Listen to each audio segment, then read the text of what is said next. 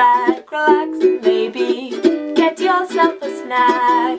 Me and you gonna have a little chat about books. Hey guys, so I'm here today to talk to you about a potential TBR which I've kind of come up with whilst sorting out my shelves.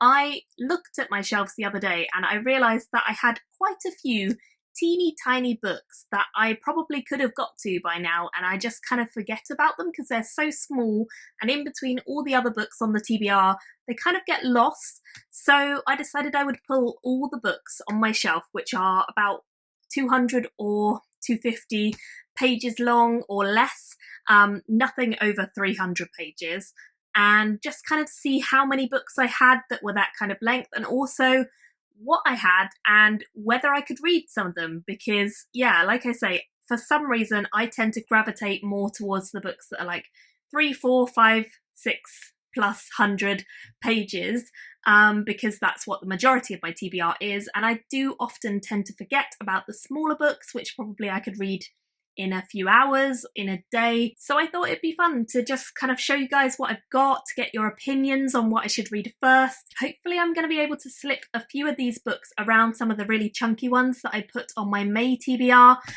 this month as well, so that I can kind of tick some of them off, because some of them have been on my TBR for ages and I think I will really enjoy them when I get to them.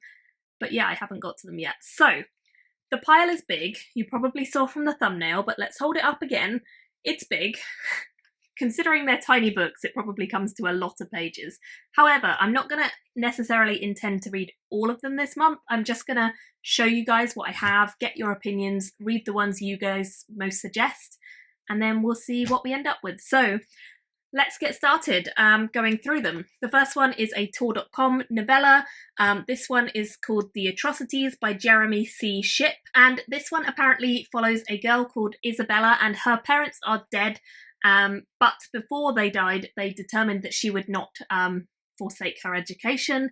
So there is a governess who's hired to kind of come and help her, and yet her parents did not inform the governess of her condition. I don't know what that is.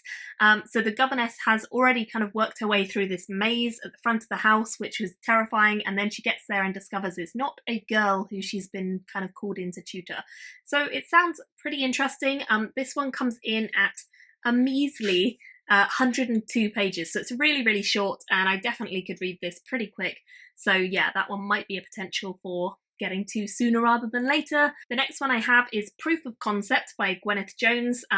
This one's another Tor one. To be honest, a lot of these are Tor books, Tor.com books. This one sounds like it is a climate change focused story. We are focusing on big science, and governments are kind of well into this now. And one of the big ideas that is being kind of touted is the idea of a needle which could somehow make human travel into space and to a habitable exoplanet actually possible. So definitely a sci-fi one, but one that sounds like a lot of fun, and this is 138 pages. The next one I have is Willful Creatures by Amy Bender. Amy Bender tends to write kind of magical realism stories. I've read one of her others and very much enjoyed it, but they are always a bit weird and whimsical. So this one is focused on a fantastical world. It's a boy with keys for fingers as a hero, a family of pumpkin heads, potato children. It does sound very whimsical. So I think it's a mixture of kind of maybe a couple of stories. Yeah, it sounds like it's a mixture of potential different stories. Yeah, I'm looking forward to this. Again, pretty short. It's one of the longer ones, 202 pages, but still pretty short. The next one I have is Julie Aringa, How to Breathe Underwater. This is a short story collection, I believe. I think it was recommended by Mercedes, I want to say. It sounds like it's going to be a pretty fun one. It dives into the world of childhood, fears and longings, jealous friendships, bitter sibling battles, parents that row, and boys that won't dance with you. So it kind of sounds a little bit literary. I'm not sure if there's any kind of magical realism elements to it, but I like the sound of what it is, so hopefully I can get to this. And again, this one is 222 pages. Next ones I put in I'm going to talk about all together because they're part of a series, and this is the Sin de Jour series by Matt Wallace. I read the first 3 a while ago, and it's kind of a series that follows 2 chefs who joined the Sin de Jour team, but the Sin de Jour cafe culinary practice, whatever you want to call it, they cater to the supernatural. So they cater to angels and demons and devils and kind of all sorts of magical, mystical beasts. So their culinary tastes are not quite the usual, and the way that they kind of act and operate are not quite usual. And the two main characters that we follow are kind of thrown into the midst of everything, very unknowing. It's a fun comedy series, definitely takes the mick a bit of some of the kind of fantastical races that we kind of know through general fantasy knowledge. And I'm very much looking forward to getting back to this series. I just keep forgetting about it because it's usually buried at the back of my shelves, but now that I've rearranged them, we don't have that problem. So I really do want to get to this series again and finish it up. I think they're all between about 230 to 300-ish pages.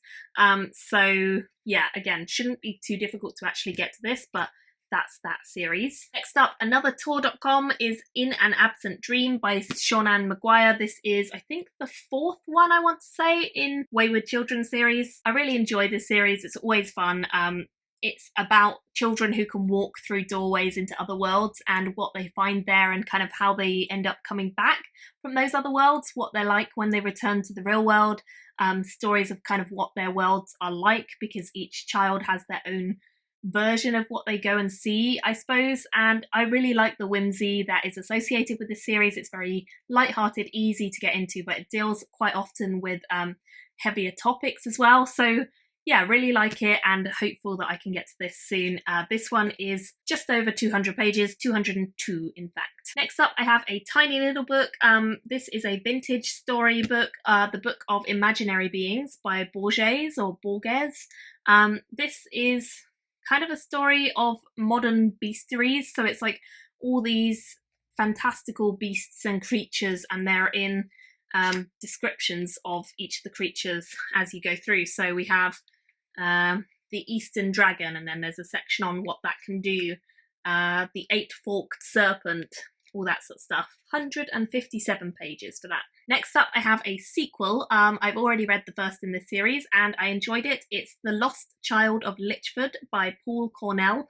The first one, I think, focused on the witches of Lichford, and I definitely liked that one. It was easy to get into, very easy kind of writing and reading, and hopefully I will enjoy this one just as much. I think this one focuses more on, well, it focuses again on Lichford, but it's a December kind of version, and we follow a young apparition who appears to Lizzie, who was the character in the first book in the series, and I guess we kind of have to find out what this ghost wants. And this is 131 pages. Next up, I think the tiniest of all is the expanded companion guide, World of Linearia Part 1 by L.L. McNeil. I've read the first one in L.L. McNeil's series, which is Marauder, and I have the second one on my shelf somewhere down there to be read. This one is the second one in the series. So I do have the second one to get to, but this is a kind of companion which just tells you a bit more about the world in general that her series is set in. This is only 75 pages, so I really should get to this sooner rather than later. And yeah, it's got a nice map as well, actually. I just saw that. Let's go to that. Ooh, love a map, especially in a teeny book. That's really cool. And all the books full. Next up, we have this one, which is a Tor.com. This is The Five Daughters of the Moon by Lena Liket. I read a short story by Lena Liket quite a long time ago, but I remember really enjoying it. I can't remember what the story was about, but I do remember her name and really enjoying the story.